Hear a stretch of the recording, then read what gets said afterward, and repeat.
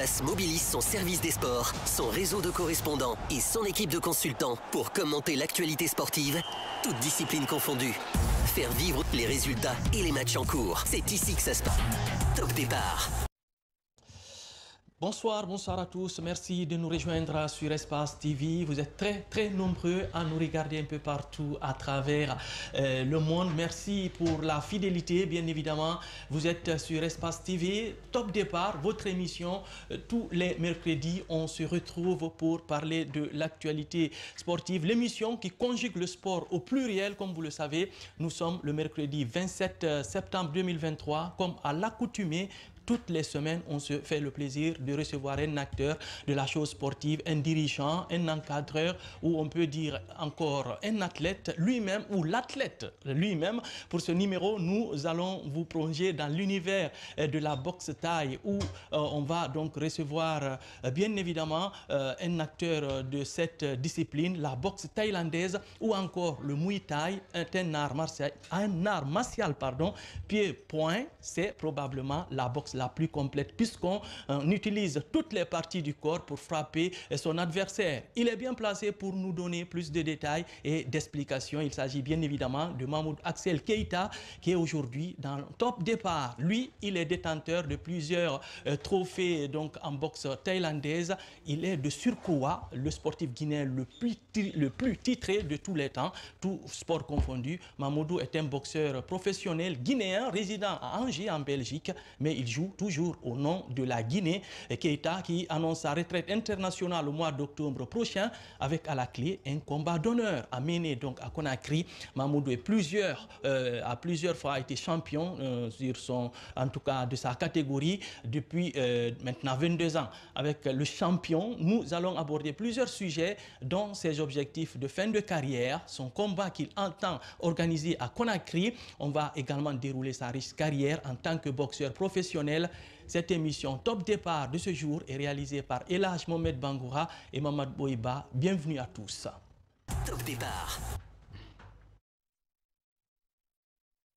Donc avec nos invités confortablement installés, comme tous les mercredis, Paul Fatia Tunkara. Bonsoir Paul. Bonsoir Alceni, bonsoir à tous. Bienvenue. Merci, merci. Le pigeon voyageur. Bien, nous avons notre renard de surface, Mamad Boiba. Bonsoir Boui. Bonsoir Alceni, bonsoir à tous. Peut-être bientôt, on va essayer d'être apprentis avionnaux aussi. On sait jamais, on sait jamais. Ben, c'est des obligations professionnelles. D'accord.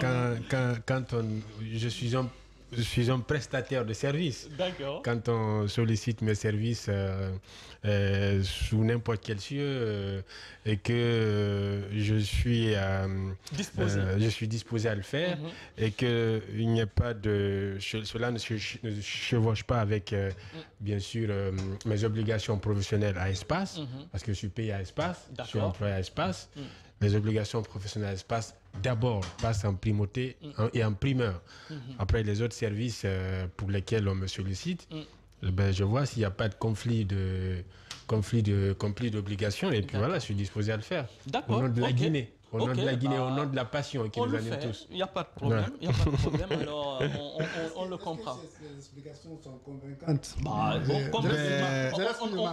ne va pas polémiquer dessus. Ce qu'il a dit. Moi, j'attends le retour pour apprécier. Non, on n'attend rien. Ferme-la les poches. Je le connais, c'est mon chef, mais on le connaît très bien. J'attends le retour, je serai à l'aéroport. Il a des poches en fer. Probablement avec des à ce que je sache, c'est pas moi l'invité. Non, probablement avec des pancartes. Très bien. Alors, nous allons donc poursuivre notre émission. Ça commence bien sur ce plateau de Top Départ avec Paul Fatia Tunkara et notre ami Mamadou Boiba. Donc, sur ce plateau, bien évidemment, on va donc commencer, Paul Fatia Tunkara, avec donc 3 joueurs guinéens qui signent aux Émirats Arabes Unis. Oui, ces 3 joueurs ont signé sous la bannière d'une structure qu'on appelle Africa Foot Management. C'est une structure qui est dirigée par un ancien footballeur du nom de Moussa Marietou Traoré, qui a joué en Turquie, qui a joué dans le Golfe avant de raccrocher ses crampons pour une blessure, bien sûr. Après, il s'est dit pourquoi ne pas continuer à entretenir sa flamme, sa passion en étant en dehors du terrain, bien sûr, avec en restant toujours dans son élément, dans le foot qu'il aime tant, qu'il connaît tant, dont il maîtrise bien les rouages. Donc il a mis en place cette structure du côté de la Turquie d'abord, parce qu'en Turquie, le triste constat, c'est-à-dire que le revers de la médaille qu'on ne présente pas à la face du monde, c'est qu'il y a une vaste communauté de Guinéens, de jeunes footballeurs guinéens qui atterrissent en Turquie dans l'espoir de vivre pleinement leur passion. Mais sauf que les agents véreux sur lesquels ils tombent et qui leur font miroiter moins et merveilles, qui les amènent du côté de la Turquie avec les billets d'avion parfois pris à crédit par les parents ou parfois financés par des parents des principaux concernés ici en Guinée. Lorsqu'ils arrivent en Turquie, ils ne parvenaient pas du tout à jouer. Il y a tout un quartier en Turquie, tout un quartier de footballeurs guinéens, des quartiers de footballeurs guinéens qui ne trouvent pas de débouchés. Parce qu'il y a une législation qui a été adoptée en Turquie par l'Assemblée nationale turque qui stipule clairement que un club ne peut recevoir des joueurs étrangers, ne peut recevoir que 3 joueurs étrangers. 3 joueurs étrangers par club. Ça veut dire qu'à valeur égale, eh bien on prend le turc. Donc il faut être 2 fois ou 3 fois ou nettement au-dessus de la moyenne ou plusieurs crans au-dessus du footballeur turc pour espérer être pris. Donc c'est ce cri de cœur-là qu'il a entendu, qu'il a écouté, des joueurs qui venaient à plat ventre se plaindre auprès de lui. J'ai été abandonné par mon agent, j'y suis venu, on ne m'a pas fait signer, je ne trouve pas à manger. Il a décidé de mettre en place ce cabinet Africa Foot Management. Il a commencé par placer des joueurs en Turquie, puis il a décidé d'étendre également, disons, ses actions en dehors même de la Turquie, du côté des Émirats Arabes Unis. Aujourd'hui, il est agent FIFA. Il est également habilité à délivrer les visas et également, il a la confiance des présidents de clubs. Donc, arrivé là-bas, il est tombé sur un autre joueur qui broyait du noir. On a diffusé sa photo ici avec Mohamed Bangoura dans un des numéros de cette même émission Top Départ, qu'il a réussi à placer dans un club turc et il y a 2 semaines dans un club de première division aux Émirats Arabes Unis. Donc il y a 2 semaines, il y a 2 joueurs de Génération Foot 224 et un ancien attaquant de la Flamme olympique qu'il a réussi à placer dans 3 clubs différents. Mais tous ces clubs-là évoluent en première division, justement, en première division. Et il y a un joueur même de Génération Foot qui évolue dans le même club que la légende du Barça qu'on appelle Iniesta, justement. Donc, on a vu même la photo sur les réseaux sociaux, lui et Iniesta, donc, ils ont posé ensemble. Donc il y a d'autres joueurs, il y a un autre convoi qui est en perspective qui va rejoindre les Émirats Arabes Unis parce que tout simplement le fait qu'il ait réussi à placer ces 2 joueurs, ça a suscité une vive convoitise au sein de l'opinion. Chaque joueur veut s'exporter. Sauf que il faut s'y prendre avec la manière, au risque de tomber sur des agents ripoux, véreux, tout ça, qui vous escroquent, qui vous arnaquent, qui vous font prendre de l'argent et puis après vous vous retrouvez dans une destination exotique. Ça, c'est le lot du quotidien de certains quand même. Exactement. Voilà. Justement, Paul, il s'agit bien évidemment de Kadjali Marietou Traoré, en provenance, comme tu l'as dit, Génération Foot 224. Le milieu de terrain s'est engagé pour 2 saisons avec Al Arabi Club, club de première division des Émirats Arabes Unis. Et puis Abakar Sissi, attaquant de profil en provenance de Génération Foot 224, va quant à lui évoluer au sein du club Al-Washl, club de 2-1 jusqu'en 2024. Et le 3e, c'est Mamadi Nyalen Kamara, ex-attaquant de la Flamme olympique, qui jouera bien évidemment avec le club de Massafi FC, club de première division. C'est de bonne guerre quand même, Mamadou Eba, puisque quand on sait la difficulté qu'ont les joueurs guinéens d'atteindre leurs objectifs, c'est-à-dire de vivre pleinement leur passion. Non, les joueurs guinéens, ils n'ont pas suffisamment de déboursés. Vous savez, les choses sont pas tellement très bien organisées chez nous. Même si vous êtes vous terminez meilleur buteur du championnat guinéen, difficilement vous pouvez trouver un club preneur parce que non seulement il y a l'environnement, il y a l'encadrement, vous venez avec des blessures que vous n'arrivez pas à gérer au pays. Donc c'est assez complexe. Aujourd'hui, le Moyen-Orient, disons l'Arabie Saoudite, les Émirats, ça commence à être une destination privilégiée, même pour des joueurs qui ont évolué en Europe. Et je pense que pour un joueur qui a de la famille, qui a des besoins, je pense que c'est la destination à privilégier, puisque l'effort, on va dire partout, il faut fournir de l'effort, mais c'est, disons, là-bas, le niveau de compétition n'est pas si élevé qu'en Europe. Peut-être, on va dire que... Oui, peut-être dans 2-3 ans, ça sera sur le point. Ça va être... Voilà, d'être des championnats super relevés. Des championnats super relevés, mais pour le moment, ce n'est pas le cas. Et entre-temps, il y a quand même des retombées financières non négligeables qu'il faut prendre en compte, parce que beaucoup y partent. D'abord, c'est la question finance qui est mise en avant, parce qu'il y a quand même, vous avez des charges derrière vous à assumer, donc il faut faire un choix intelligent. Vous savez, la carrière on est avec Keita qui a heureusement une longue carrière, mais vous savez, la carrière d'un athlète, surtout d'un footballeur, maximum c'est 15 ans. Tout le monde n'est pas Ronaldo, tout le monde n'est pas Messi. À 30 ans, 34 ans, c'est presque terminé. Espérons que ces joueurs ils feront des sérieux et ce qu'ils vont gagner là-bas, ils vont en faire bon usage. Surtout le sérieux. Moi, j'insiste beaucoup sur le sérieux quand même des joueurs guinéens. Oui, qu'ils seront sérieux et ce qu'ils vont gagner, qu'ils en feront bon usage. Parce que tu peux ne pas faire une grande carrière en termes de footballeur, mais si le pays que tu gagnes, et si tu arrives à investir ça ailleurs et à placer ça très bien, tu peux avoir une belle retraite et continuer à vivre des fruits que tu as récoltés pendant que tu étais en exercice. En activité. Très bien, Mamadou Boyiba.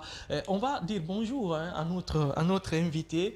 Il s'agit donc de Mamadou Axel Keita, boxeur champion du monde depuis plus de 22 ans. Double champion du monde parce qu'il a défendu son titre. Voilà, on a suivi cette actualité, ce combat donc, de notre champion. Bonjour Mamoudou. Bonjour. Bienvenue. Merci. Félicitations. Merci beaucoup. Ouais, ça fait plaisir quand même d'avoir un Guinéen faire des prouesses comme toi.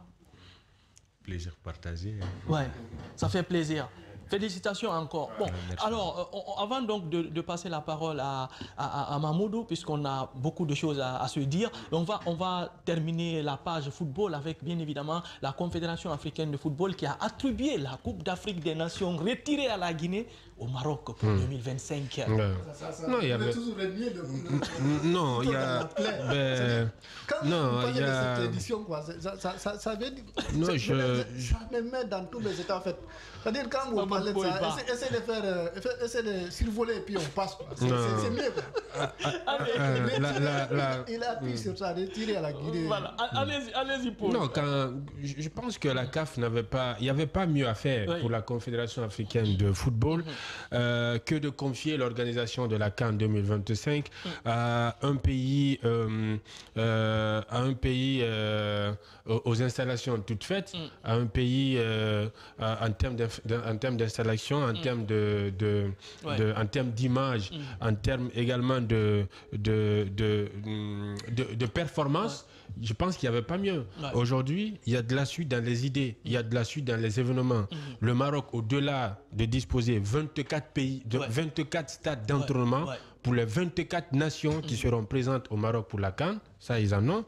Au-delà d'avoir les infrastructures déjà toutes faites, figurez-vous que le Maroc a candidaté pour la Coupe du Monde, pas pour la CAN, pour la Coupe du Monde. 2030. Exactement. Le Maroc avait de l'Espagne, exactement. Le Maroc avait candidaté pour la Coupe du Monde 2030. C'est-à-dire que c'est un pays qui se sent... qui est toujours candidat. Exactement. Quand même, hein. C'est un pays qui se sentait fort de ses acquis. Et au-delà de tout, sur le terrain, l'aspect sportif, je pense que c'est la juste mesure de la dernière performance inédite réalisée par le Maroc à la Coupe du Monde.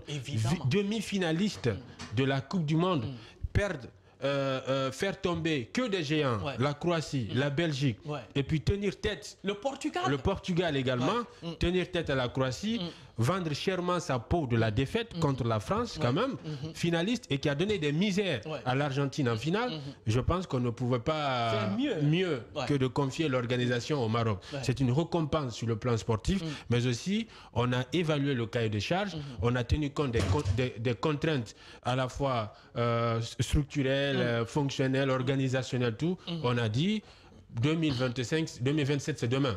On peut pas prendre plus de risques que de garanties. Prenons des garanties, donnons à un pays qui semble déjà prêt, et voilà pourquoi on a donné au Maroc. Mais ce que j'ai aimé par contre, c'est le retrait de l'Algérie. Parce que l'Algérie aussi pouvait, sur la base d'une CHAN réussie qu'elle a organisée, pouvait maintenir sa candidature. Bien sûr. Mais vous savez, avec ce psychodrame que traverse la fédération algérienne, avec un nouveau président qui est venu, qui veut d'abord restructurer la fédération algérienne de football, restructurer le football algérien de football. Pour lui, c'est ça sa priorité. Pourquoi il a dit, pour le moment, la Coupe d'Afrique peut attendre. Et on va remettre ça à une autre édition. On va réorganiser le modèle économique, le modèle fonctionnel de notre football. Et après, on ira vers l'organisation d'une Coupe d'Afrique des Nations. Ce n'est pas les infrastructures qui manquent. Non, ce n'est pas les infrastructures. Exactement. Voilà. Il y a eu un choix, en fait. Soit on organise la Coupe d'Afrique des Nations dans un désordre institutionnel. Et quand on sait que ce désordre institutionnel risque de faire tache d'huile, risque d'avoir l'organisation de la Coupe d'Afrique, ils ont dit non, réorganisons notre football. Partons sur de nouvelles bases, repartons sur un nouveau pied, et comme ça, on va poser les pieds l'un après l'autre jusqu'à l'organisation de la Coupe d'Afrique des Nations. Sinon, ce n'est pas une question d'organisation. Et tout le monde connaît également les relations distendues entre l'Algérie et le Maroc, qui ne sifflent quand même pas, qui ne sifflent pas dans la même trompette. Mais l'Algérie a privilégié la restructuration de son football, d'où alors le retrait de la Coupe d'Afrique des Nations, et le Maroc, il a remporté par KO. Par KO, parce que... Par KO. Ça, c'est le titre de nos confrères d'Afrique Foot. Très bien. Alors, nous allons donner la parole à Abo. Justement, le Maroc a été quand même une terre d'accueil de la Guinée, de beaucoup d'autres sélections. Aujourd'hui, tous les pays africains, ou je vais dire, qui n'ont pas des stades homologués, gravitent vers le Maroc pour disputer ces matchs. Oui, notamment la Guinée qui a pris ses quartiers là-bas. Et disons, nous leur remercions pour l'hospitalité. Ils l'ont fait depuis. Lorsqu'on avait Ebola, c'est le Maroc aussi qui nous a reçus. C'est ça que je dis. Et figurez-vous que lorsqu'on était interdit de jouer à domicile, c'était à la faveur de la campagne éliminatoire pour la CAN 2015. La Guinée a joué tous ses matchs au Maroc. Tous ses matchs au Maroc. Que ce soit les clubs guinéens, que ce soit les équipes nationales, disons, le Maroc nous a toujours ouvert ses portes, et on a toujours exploité les installations du Maroc, et on les remercie donc pour cette hospitalité. Et disons que c'est la logique qui a été respectée en ce qui concerne l'attribution de l'organisation de la CAN au Maroc. Donc, lorsque l'Algérie a désisté, même si moi j'ai du mal à comprendre un peu la décision des autorités de la Fédération algérienne de football, parce que disons que 2 ans, à mon avis, c'est suffisant pour restructurer. Ça n'engage que toi, il estime que 2 ans, c'est... Oui, ils estiment. Voilà, justement. Peut-être que le nouveau président de la Fédération ne s'est pas trop senti concerné par le projet qu'il n'a pas initié. Peut-être c'est ça. Sinon, c'est pas un argument solide en tant que tel, parce qu'il ne s'agit pas de réinventer la roue. Ou peut-être c'est parce qu'il savait que le Maroc allait être désigné pour organiser. Peut-être c'était une façon diplomatique quand même d'encaisser la défaite, parce que vous savez, face au Maroc en ce moment, l'Algérie n'avait pas de chance. Non, face au Maroc en ce moment, il y a peu de pays qui peuvent peser. Et ça, c'est plusieurs plans. Ce n'est pas qu'en termes de football. Vous pouvez prendre que ce soit karaté, que ce soit sambo ou je ne sais quelle autre discipline. Le Maroc, je vous assure, ils sont en avance sur beaucoup de pays. Non, même dans les pays maghrébins. Tu as été et on a notre touriste du côté du Maroc aussi qui est là, Paul Fatia Tounkara. Même les pays maghrébins qui peuvent dire qu'ils sont un peu en avance, le Maroc a une longueur d'avance sur ces pays. Donc c'est juste la logique qui a été respectée. Souhaitons un bon sens au Maroc qui va organiser cette compétition. Espérons que cette édition va porter chance à la Guinée parce que normalement c'est nous qui devrions organiser cette compétition qui est partie dans un autre pays qui nous accueille souvent les bras ouverts. Espérons que les joueurs guinéens étant habitués aux installations du Maroc, on se sentira comme c'est nous et qu'on aura beaucoup plus de supporters que les autres pays. Bien, on l'espère justement. Avant donc de passer à notre invité, il y a cette information justement parce que la CAF n'a pas seulement désigné le Maroc. Il y a eu... celle de 2027. Oui, pour celle de 2027, le trio, la Tanzanie, le Kenya et l'Ouganda, une première dans l'histoire. C'est intelligent pour ces pays. Je pense que la Guinée s'est arc-boutée habitée sur ça. Parce qu'il y avait cette possibilité de collaborer non seulement avec le Sénégal ou alors la Sierra Leone, le Sénégal. Trois pays qui pouvaient s'associer pour organiser cette compétition. Là, tu n'avais pas besoin de construire autant de stades. Parce que ce sont des pays proches où c'est quelques heures de vol quand même. Mais on a eu cet esprit de suffisance pour dire que nous sommes Guinéens. Bon, nous on a donné l'exemple en disant qu'on a choisi l'indépendance depuis le 58. Mais au fil du temps, les choses ont changé. Il faut s'adapter au temps. Non, ce qu'on n'a pas fait. Je pense que ce sera une vraie expérience que la CAF est en train de faire. Ça permettra, disons, à d'autres pays de faire la même chose très prochainement. Voilà. Mamadou Boiba, Paul Fatia Tounkara avec notre invité Mamoudou Keita, boxeur, la boxe taille. Voilà, justement, tous les coups sont permis. Voilà, il n'est pas. Il n'est pas et puis les coups sur les épaules. En tout cas, là, c'est que je sais que moi j'ai lu. Bon, peut-être il va nous confirmer que tous les coups sont permis, Mamoudou. Oh, il y a plusieurs. Pas le tout. C'est pas tous les coups. Non, c'est pas tous les coups, c'est plusieurs coups. Au fait, nous, en tant que boxeurs, on permet beaucoup que les autres boxent. Ça, oui. D'accord. Mais pas le tout. C'est pas le tout. Voilà. D'accord. Et la tête, par exemple, je vais dire. La tête ne fait pas partie de la boxe thaïlandaise. Aucun boxe d'ailleurs. D'accord, très bien. Alors, on va enchaîner avec la première question. Oui, justement, Keita, une carrière. Aujourd'hui, vous êtes sur le point d'accrocher. Et disons, l'histoire a commencé où? Moi, je me suis émigré vers les années fin 90 en Europe. D'abord la France, et puis je suis venu en Hollande. De la Hollande, donc, ils m'ont placé dans une famille d'accueil, dans un petit village où on était quasiment deux Noirs. Moi qui avait 16 ans et puis l'autre avait 5-6 ans, je ne sais pas, qui a été adopté. Ben, dans le village, il n'y avait quasiment rien à faire. Il y avait un club de boxe thaï où voilà, ma famille d'accueil m'a inscrit et tout pour que voilà, je m'entraîne après l'école, voilà. Et l'histoire a commencé comme ça. Ils m'ont trouvé un talent, voilà, c'est parti. Très bien.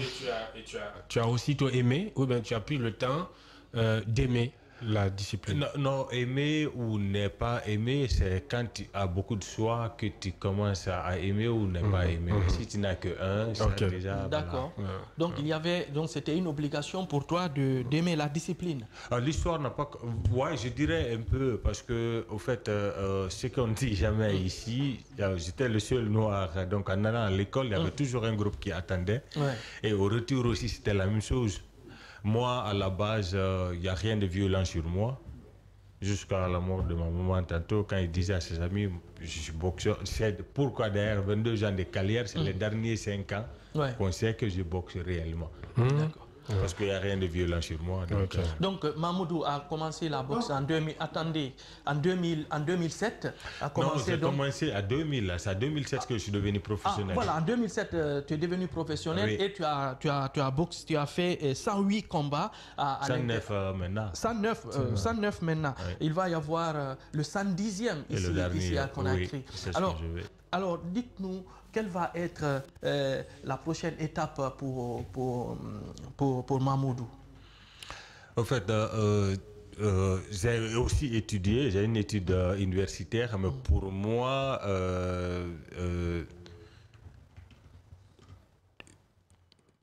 je ne sais rien faire si ce n'est pas boxer. En fait, ce n'est pas parce que j'aime la violence ou j'aime me battre, c'est pas ça. En fait, c'est ce que j'ai appris mieux faire. Et donc, je vais arrêter des combats, oui, mais je ne vais jamais arrêter de me battre, en fait, parce que la vie est un combat. Mais si dans le ring ou ailleurs, tu dois te battre. Et donc, voilà. Peut-être en revenant à l'histoire, au départ, c'était juste des cours. Peut-être qu'on pourrait qualifier, la famille pouvait qualifier d'autodéfense. Parce que vous estimez peut-être que vous pourriez être victime peut-être de l'entourage qui pourrait mal percevoir qu'un noir, disons, se faufiler entre eux, ou c'était parce qu'il n'y avait pas d'autres disciplines à pratiquer comme ça. À l'alentour, il n'y avait que ça. Et football, d'ailleurs, ma famille d'accueil à l'époque, mon père, il était son meilleur ami était le numéro 2 de Feyenoord de Rotterdam à l'époque. Donc si je voudrais jouer le foot, mais le foot, je connais que 3 footballeurs. Messi, Pogba, parce que lui, on a contact, et Cristiano Ronaldo. D'accord. Et le reste, je ne sais rien du football. Entre-temps, qu'est-ce qu'on peut retenir de la longue carrière, meilleure expérience, plus mauvaise expérience? Ouais, très bonne expérience. Moi, j'ai ce conception-là toujours, comme j'ai toujours appris de la famille d'accueil là, qu'on ne perd jamais. Moi, je n'ai jamais perdu. Même les combats perdus, j'apprends beaucoup. Et pour moi, ce n'est pas une perte. Parce que je m'améliore moi-même. D'accord. Lorsque Mamoudou Keita dit, par exemple, je n'arrête pas de dire que je suis le meilleur et on ne me croit pas, j'ai 22 ans de carrière, je n'ai rien à prouver aux gens, je suis double champion intercontinental, je suis ainsi le Guinéen le plus titré de l'histoire, je suis 2 fois champion du monde, Quel est le message que tu envoies? C'est parce qu'on ne te croit pas ou c'est parce qu'on ne te récompense pas à la juste mesure? Oui. Au fait, récompenser, je n'attends pas de récompense de quelqu'un. Ce que j'ai, si la Guinée doit me récompenser de ça, je mérite des voitures, des villas, de représentation. Il n'y a aucune reconnaissance quand je viens en Guinée, mais je ne m'attends pas à ça dehors. Mais quand je disais ça à l'interview, là, c'est parce que le ministre, le directeur du sport d'alors, monsieur Kabassan à l'époque, il m'avait manqué de respect. On est venu le dire que je venais, c'était à l'époque Daouda qui était mon manager, qui est venu le dire, annoncer mon arrivée et tout, les dispositifs à prendre aussi le ministère des Sports. Il dit, mais chaque année, il vient nous présenter des ceintures ici. Est-ce que c'est des vraies ceintures?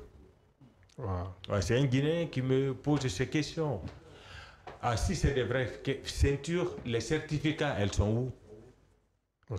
Et donc moi j'ai appelé Kori parce que j'avais les certificats, mais j'ai appelé Kori. Kori est le président de ISKA du monde entier. Il est installé au Suisse.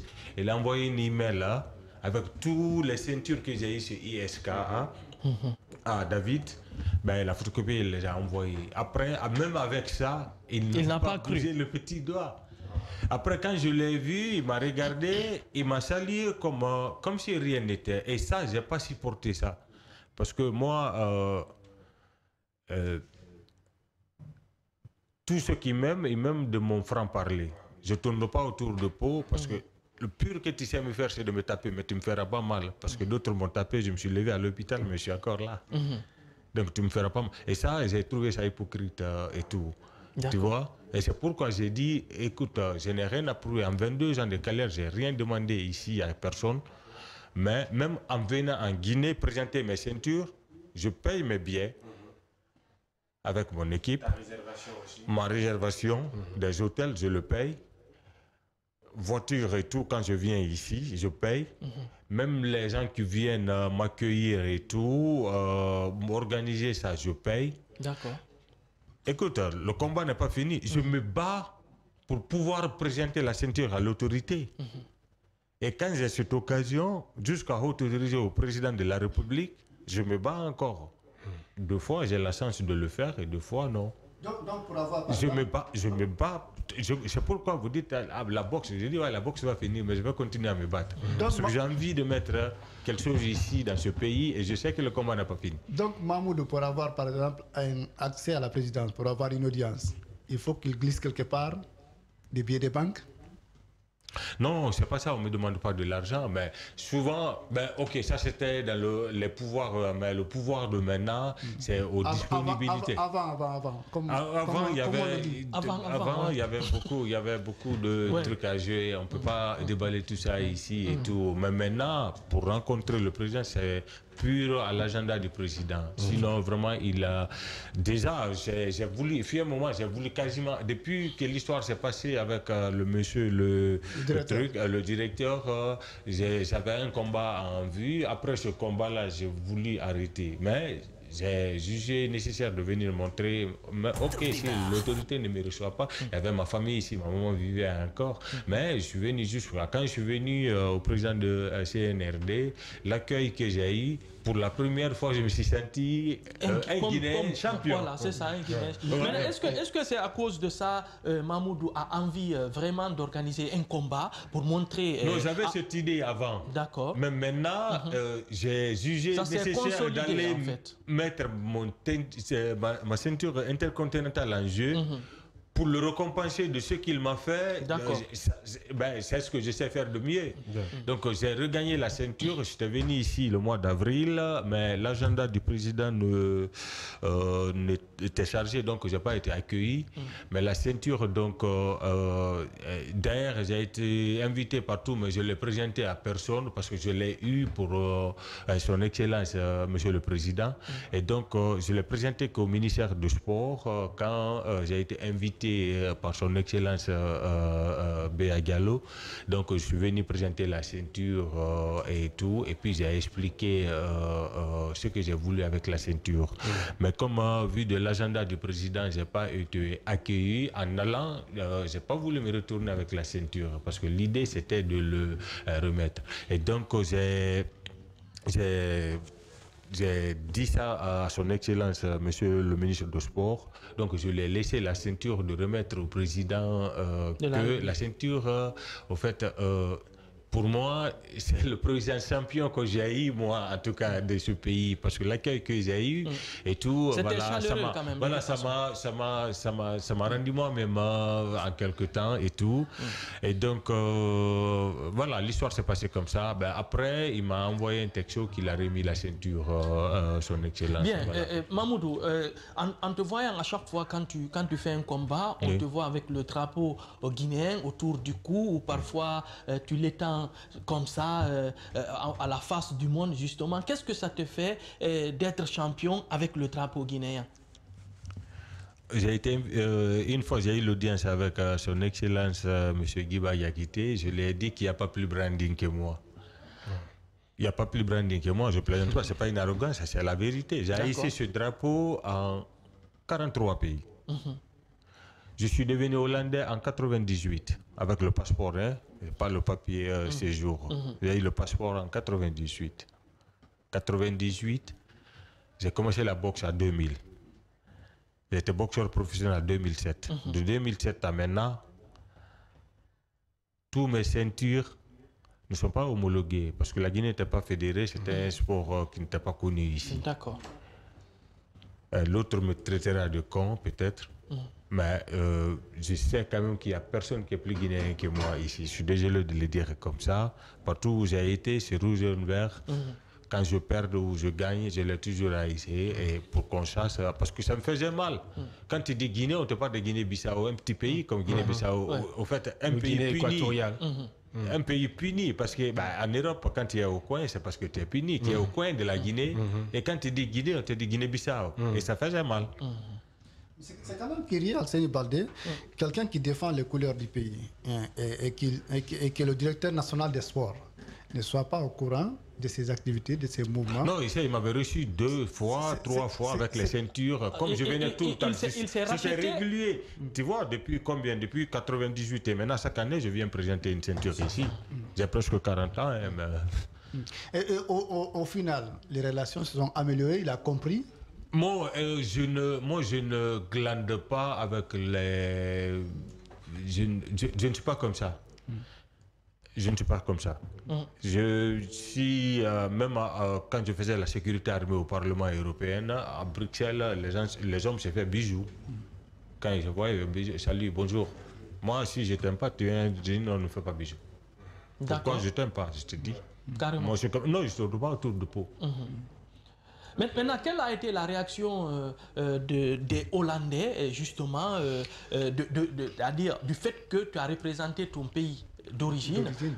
En Hollande, en boxe thaïlandaise, tous les champions du monde de toutes catégories différentes sont hollandais ou ils s'entraînent en Hollande ou ils sont sous la structure hollandaise. D'accord.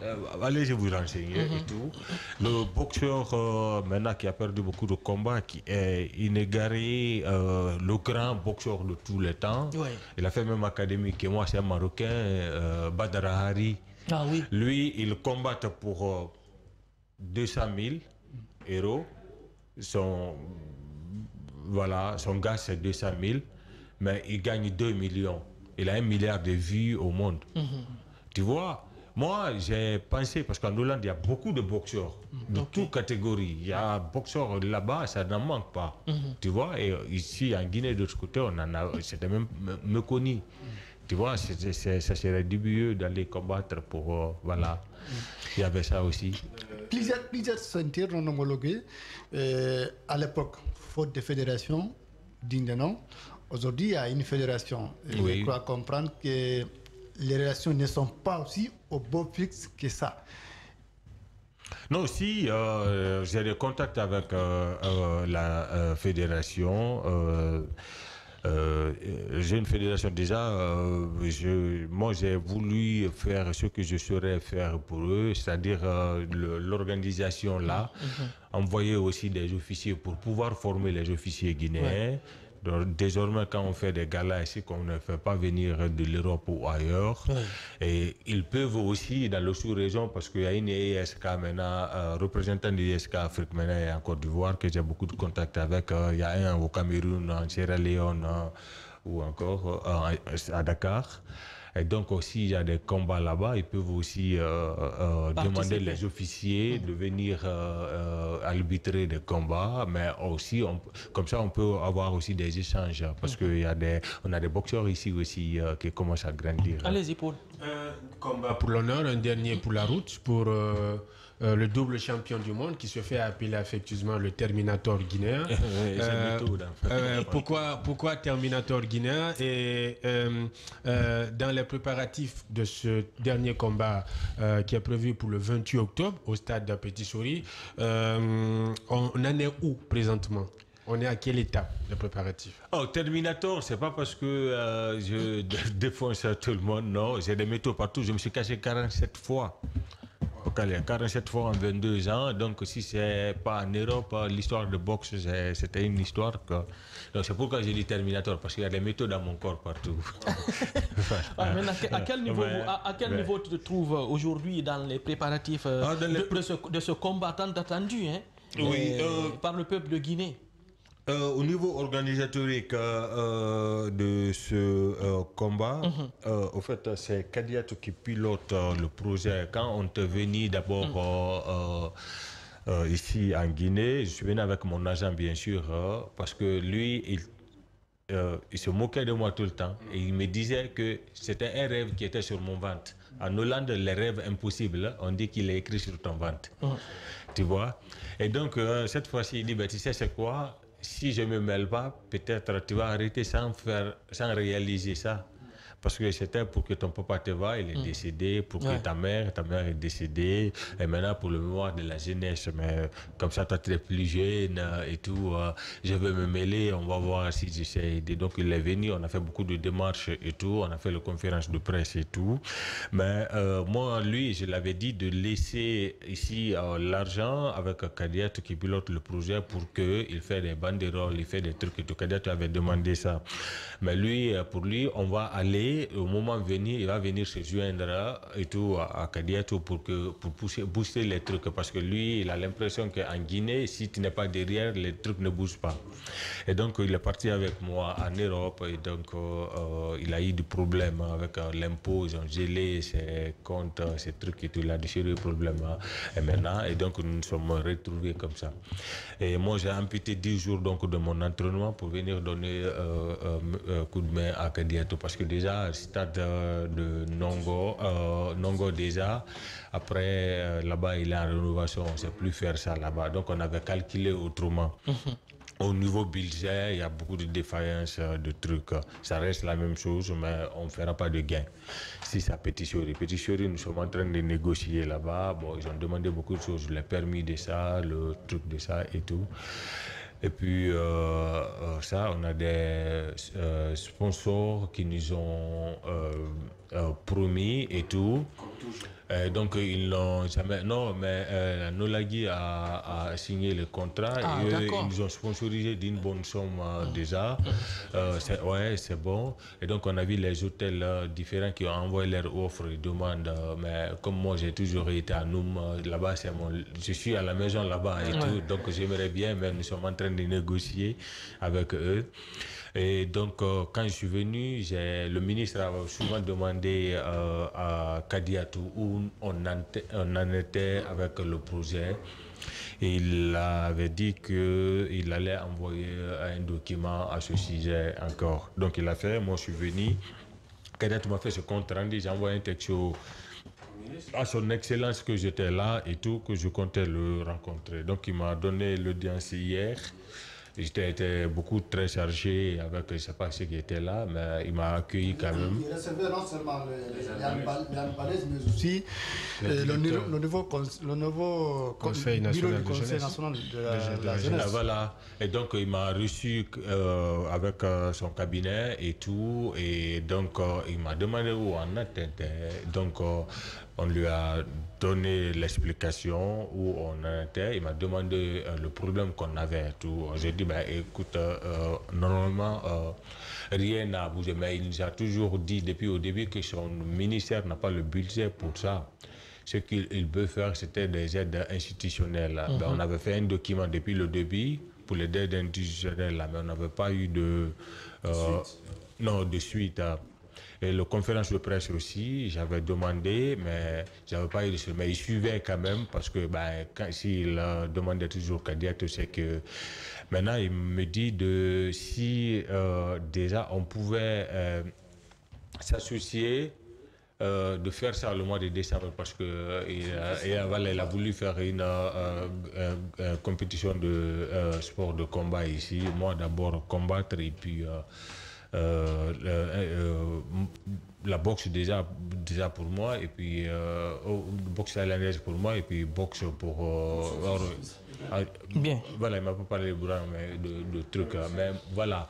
Mais moi j'ai dit, écoute, ce que nous on veut c'est de nous aider à avoir un petit chéri. Maintenant, aujourd'hui, après ici, on a rendez-vous avec le nouveau secrétaire. En tout cas, hier, je l'ai envoyé les photos et tout. Il me dit qu'il est prêt à m'aider et tout. Voilà. Bien. Et nous sommes, voilà, ça va. On travaille ensemble, parce que tu ne peux pas faire ça sans passer par... Bien. Aujourd'hui, tu as parlé de la Lunagui qui t'accompagne. Est-ce qu'il y a des partenaires étrangers aussi qui vont t'accompagner? Au fait, nous, on avait tenté ça. Moi, mes sponsors là-bas, Under Armour, que je combatte, j'ai mon propre marque, mais je combatte toujours sur Under Armour.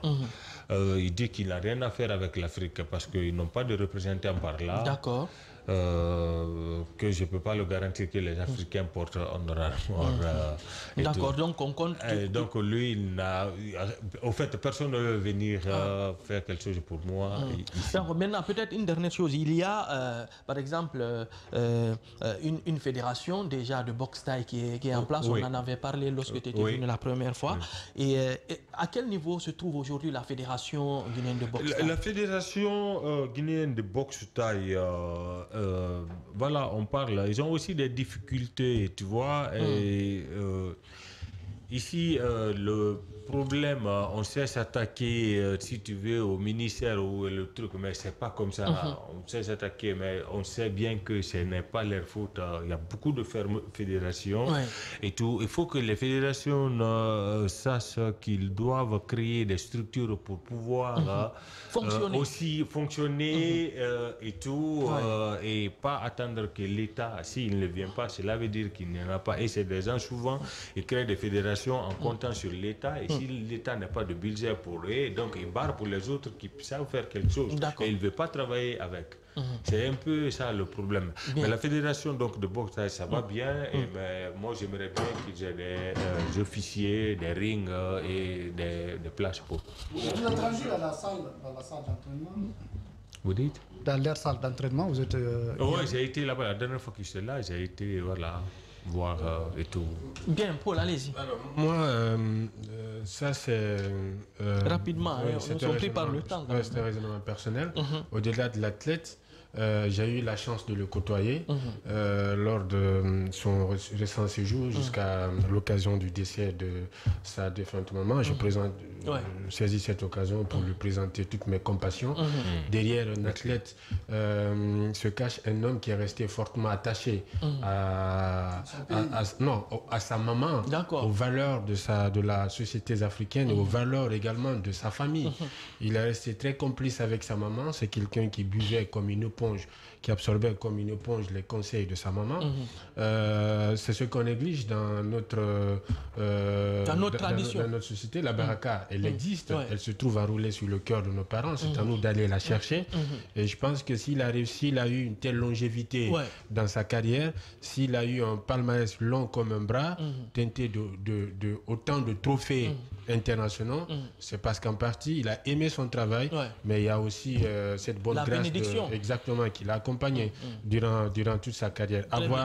Avoir des cassures, des fractures, comme il a dit, des métaux dans tout le corps, et puis tenir encore, c'est parce qu'à un certain moment, il y a une force extérieure qu'il a portée là. Maintenant, je pose cette dernière question. Après toute ta carrière, après ce dernier combat, quel est l'héritage que Mamoudou veut transmettre, veut léguer, veut laisser? Et ce combat, déjà, j'aimerais vraiment rencontrer. J'avais une audience avec le président, sinon ça serait très difficile et tout. En fait, je veux faire ça, mais quand pensez-vous de m'en occuper, de vitaminer les enfants? Ah, d'accord. Ok, c'est parfait. J'aimerais faire beaucoup de choses ici, mais je pense que après ce combat, je vais m'en occuper des vitamines d'abord, et les enfants. Et puis, on va voir quoi faire. Parce que organiser un combat en Guinée, ça m'a pris 8 ans. Tu t'imagines, si je dois faire quelque chose, ça va me prendre combien de temps? Est-ce que mon âge me permettra de faire? Ça n'encourage pas. Tu n'as que 40 ans, n'est-ce pas? Oui, mais 40 ans. Si tu dois organiser quelque chose qui doit se passer en 2 mois, en 8 ans, tu as besoin de combien de temps pour former les athlètes? Tu as raison. Les accompagner jusqu'à ce qu'ils soient opérationnels. Bien. Peut-être, rapidement, le temps, rapidement. C'est juste dans cette logique. Vous voulez rencontrer le chef de l'État pour lui faire passer quel message? Parce qu'il se peut qu'il soit à l'écoute de cette émission et si ce n'est pas confidentiel, bien entendu. Oui, non, j'aimerais rencontrer le chef d'État, bien sûr. C'est confidentiel, comme vous le savez. J'aimerais avoir une audience. Je suis là jusqu'à le vendredi. J'aimerais bien avoir une audience. Voilà, on l'espère. Je vois dans ce bouquet qu'une fois que tu l'as rencontré, n'est-ce pas, ici? Oui. voilà, on aperçoit quand même que tu as une fois rencontré Mamadi Non, je l'ai Doumbouya. rencontré beaucoup de fois. Ah, Quand voilà. je suis là, maintenant, j'ai perdu les contacts et tout. Sinon, j'appelle le protocole. Si son agenda le permet, il me reçoit tout le temps. Très bien. Ça, oui. Très bien, voilà, il faut le noter bien évidemment. Ce sera le samedi 28 octobre 2023 au stade Petit Souris, le stade Petit Souris pour le combat pour l'honneur. Mamadi Mamoudou Keïta, voilà, j'y arrive, va donc boxer pour l'honneur à Conakry. Ça sera le 28 octobre 2023 au stade Petit Souris de Nongo. Nous sommes pris par le temps. Voilà. C'est gratuit ou bien c'est... Je ne sais pas encore. Voilà. Voilà, C'est qu'il y a une brochette d'athlètes qui vont quitter l'extérieur pour venir en Guinée. Il y a des séances de coaching qui sont prévues pour les jeunes qui évoluent dans la boxe taille. Rapidement. C'est ça? Oui, il y a d'autres Guinéens qui vont venir boxer, je ne suis pas le seul. Il y a 4 autres Guinéens champions qui sont très forts qui viendront de l'extérieur. Oui. D'accord, ok, très bien. On aura l'occasion de revenir sur Mahmoud justement, vu que le combat sur le 28, on aura l'occasion, après le combat, nous allons récapituler, faire le bilan de ce qui s'est passé. Et, je parle sous le contrôle de Paul Fatia Tounkara. Voilà. Merci beaucoup Paul. Merci. Merci, oui. Merci Arsène Baldé. Merci champion. Ouais, merci à tous, merci à toute l'équipe de Fodé, Eveka Souma, Kadiatou Fofana, Fanta Guiré et la réalisation assurée par Elhaj Mohamed Bangoura. On se donne rendez-vous mercredi prochain. Merci, à très vite. Chaque semaine, Space mobilise son service des sports, son réseau de correspondants et son équipe de consultants pour commenter l'actualité sportive, toutes disciplines confondues. Faire vivre les résultats et les matchs en cours. C'est ici que ça se passe. Top départ.